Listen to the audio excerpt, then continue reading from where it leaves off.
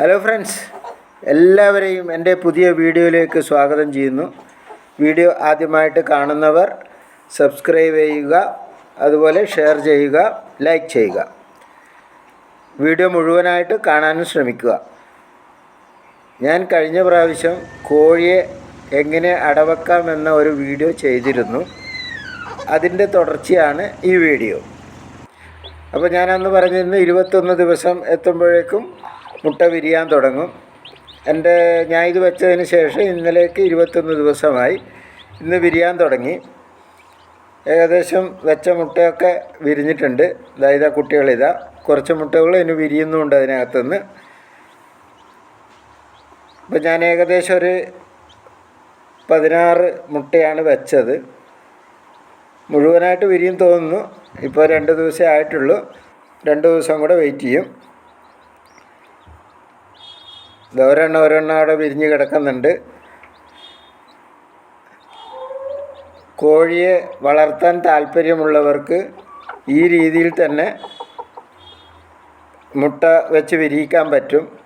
നമ്മൾ മറ്റ് രീതിയിൽ വിരിയിക്കുന്നത്, പ്രത്യേകിച്ചും ഇൻക്യുബേറ്ററിൽ വെച്ച് വിരിയിക്കുന്ന കോഴികൾ തമ്മിൽ ഭയങ്കരമായി കഴിഞ്ഞ് എല്ലാം ചത്തുപോകും. അതിന് കൃത്യമായിട്ട് ഇഞ്ചക്ഷനും അതുപോലെ മരുന്നുകളൊക്കെ കൊടുക്കണം. എന്നാൽ മാത്രമേ ബാക്കിയാവുള്ളൂ. നമ്മൾ ഈ രീതിയിൽ കോഴികളെ വിരിയിച്ച് കഴിഞ്ഞാൽ പ്രത്യേകിച്ച് മരുന്നുകളുടെ ആവശ്യമൊന്നുമില്ല. ഹെൽത്തിയായ കുട്ടികൾ തന്നെ ആയിരിക്കും എല്ലാം.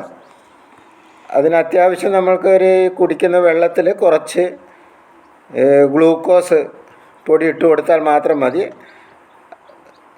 ആഴ്ചയിൽ 2 ദിവസമായിട്ട് കുറച്ച് മഞ്ഞൾപ്പൊടിയും കൂടെ കൊടുക്കുക. ഇതുപോലെ നമ്മൾ വിരിഞ്ഞു കഴിഞ്ഞാൽ നമ്മൾ 2 ദിവസം കഴിഞ്ഞിട്ടാകുമ്പോൾ കുട്ടികൾക്ക് തീറ്റ കൊടുക്കണം. അത് ചെറിയ തരം റവകളാണ് നമ്മൾ ആദ്യം കൊടുക്കേണ്ടത്. അതിനുശേഷം നമുക്ക് 2 ആഴ്ച കഴിഞ്ഞ് കഴിഞ്ഞാൽ കോഴിത്തീറ്റ വാങ്ങാൻ കിട്ടും. ഇതുപോലെയുള്ള കോഴിയൊക്കെ കൊടുക്കുന്നത്. ഇതിപ്പോൾ ഒരെണ്ണം കൂടെ വിരിയുന്നുണ്ട് അതിനകത്തുനിന്ന്. ഒരെണ്ണം കറുപ്പ് വിരിഞ്ഞ് വരുന്ന കണ്ട. എല്ലാവരും തമ്മിൽ ഭയങ്കര അടിച്ച് നടക്കുന്നുണ്ട്, അങ്ങോട്ടും ഇങ്ങോട്ടൊക്കെ വന്നിട്ട്.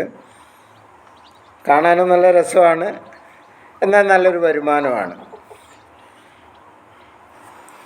കോഴികളെ തിരഞ്ഞെടുക്കുമ്പോൾ നല്ല ഇനം നാടൻ കോഴികളെ തന്നെ തിരഞ്ഞെടുക്കണം. നാടൻ കോഴികൾ മാത്രമേ ഇതുപോലെ അടയിരിക്കുകയുള്ളൂ. അതുപോലെ പൂവനും പെടയും ഇടകലർന്നുണ്ടാവണം.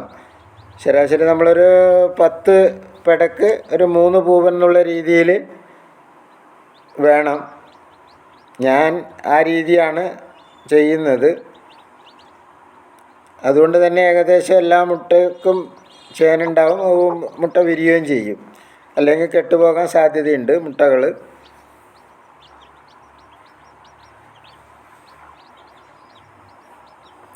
കൂടുതൽ വിശേഷങ്ങളുമായി അടുത്ത വീഡിയോയിൽ വരുന്നതുവരെ എല്ലാവർക്കും വണക്കം.